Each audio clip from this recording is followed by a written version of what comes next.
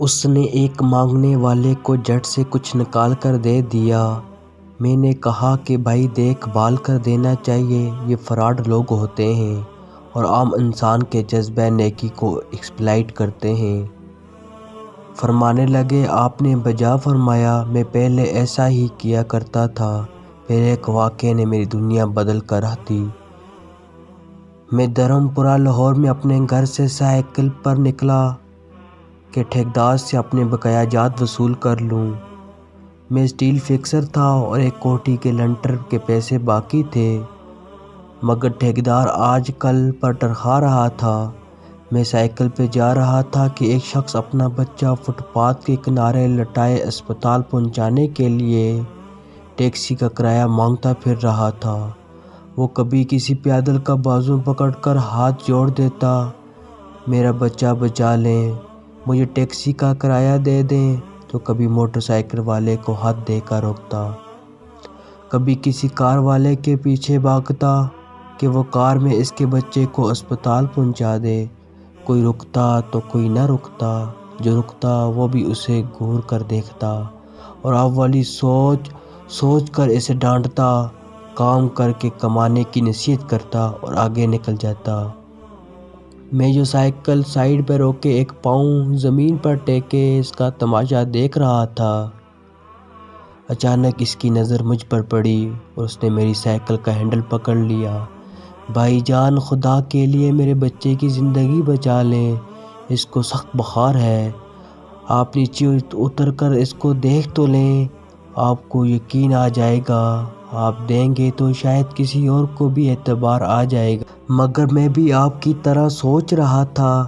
پھر جس جرحانہ انداز میں اس نے میری سائیکل کا ہینڈل پکڑ رکھا تھا، لگتا تھا کہ ادھر میں سائیکل سے اترا اور ادھر وہ سائیکل پکڑ کے بھاگ جائے گا۔ میں نے بھی اسے کام کر کے کھانے کی تلقین کی اور پچھلے جمعے میں سنی ہوئی حدیث اس کو بھی سنا دی اور کہا، کما کر کھانے والا اللہ تعالیٰ کا دوست ہوتا ہے، اور اپنا ہینڈل چھڑا کر بڑبڑاتا ہوا آگے چل پڑا۔ حرام خور ہمیں بیوقوف سمجھتے ہیں۔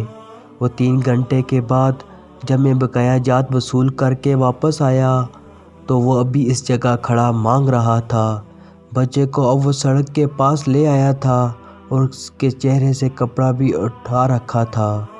وہ دہاڑے مار مار کے رو رہا تھا، اب وہ بچے کے کفن دفن کے لیے مانگ رہا تھا۔ میں نے سائیکل کو روک کر پاؤں نیچے ٹیکا اور میت کے چہرے کی طرف دیکھا، پھول کی طرح معصوم بچہ زندگی کی بازی ہار گیا تھا۔ میرے رونگٹے کھڑے ہو گئے۔ میں نے جیب میں جو کچھ تھا بقایا جات سمیت سب بغیر گنے نکال کر باہر پھینکا، اور اس سے پہلے کہ اس کا باپ میری طرف متوجہ ہو سائیکل اس تیزی سے چلا کر بھاگا، گویا سارے لاہور کی بلائیں میرے پیچھے لگی ہوئی ہیں۔ میں گھر پہنچا تو میرا برا حال تھا۔ تھوڑی دیر کے بعد مجھے بخار نے آ گھیرا۔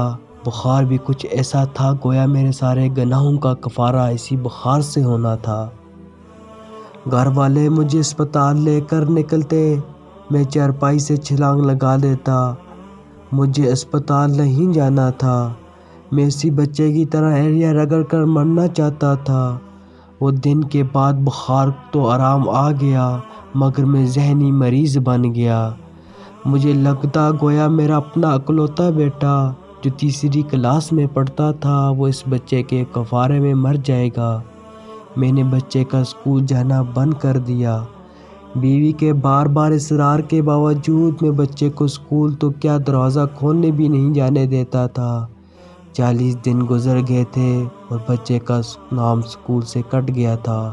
وائف نے اپنے بھائی سے بات کی جو دبئی کی ایک کمپنی میں کیشیئر تھا، اس نے مجھے باہر بلانے کے لیے پاسپورٹ بنانے کو کہا، مگر ایک تو میں شناختی کارڈ بھی پیسوں کے ساتھ نکال کر بچے کی میت پر پھینک آیا تھا، دوسرا میں خود بھی بچے کو اکیلا چھوڑ کر باہر نہیں جانا چاہتا تھا۔ وہ 40 دن قیامت کے 40 دن تھے۔ 40واں دن 10 بجے کے لگ بھگ ہمارے گھر کا دروازہ بجا۔ دروازے میں نے خود ہی کھولا اور سامنے اس بچے کے باپ کو دیکھ کر مجھے چکر آ گئے۔ مجھے لگا جیسے ہم دونوں آمنے سامنے کھڑے خلا میں چکر کاٹ رہے ہیں۔ درمیان میں بچے کا چہرہ بھی آ جاتا۔ میری کیفیت سے بے خبر اس باپ نے مجھے دبوچ لیا اور پھوٹ پھوٹ کر رونا شروع کر دیا۔ وہ کچھ کہنے کے بجائے میری تھوڑی کو ہاتھ لگاتا اور اسے چوم لیتا، جبکہ میں پتھر کا بت بنے اس کی گرفت میں تھا کہ اچانک مجھے جھٹکا لگا اور میری چیخ کچھ اس طرح نکلی جیسے کسی کو پانی پیتے وقت اچھو لگ جاتا ہے اور پانی اس کے منہ اور ناک سے بہہ نکلتا ہے۔ پھر جیب میں ہاتھ ڈال کر کچھ پیسے نکالے اور میرا شکریہ ادا کر کے کہنے لگا، آپ کے پیسے بڑے برکت والے تھے، شاید یہ آپ کے خلوص کی برکت تھی، اور میرے بہت سارے کام ہو گئے۔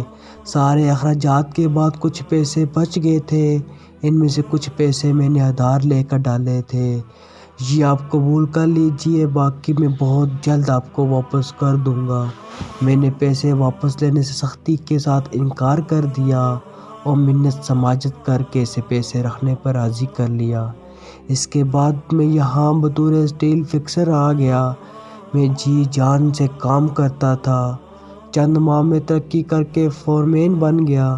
3 سال بعد میں نے سالے کی مدد سے اپنی کمپنی بنا لی اور اس بچے کے والد کو بھی اپنی کمپنی میں بلا لیا۔ آج وہ میری کمپنی میں فورمین ہے۔ اس بچے کے بعد اللہ نے اسے 2 بیٹوں اور 1 بیٹی سے نوازا ہے۔ میں اسے آپ سے ملواؤں گا، مگر اسے سائیکل والا قصہ مت بیان کیجیے گا۔ وہ آج تک نہیں پہچانا کہ میری سائیکل روک کر اس نے مجھ سے سوال کیا تھا۔ وہ مجھے ولی اللہ سمجھتا ہے جس نے اس کے بچے کی لاش دیکھ کر سب کچھ نکال کے دے دیا۔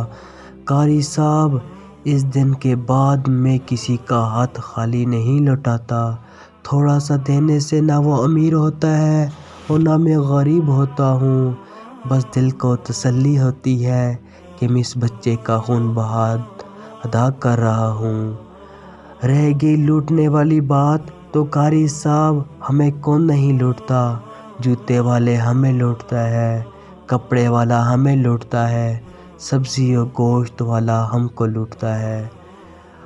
اتنا لوٹنے کے بعد اگر کوئی ہمیں اللہ کے نام پہ لوٹ لے تو شاید حشر میں ہماری نجات کا سامان ہو جائے کہ یہ بندہ میری خاطر میرے نام پہ لٹتا رہا ہے۔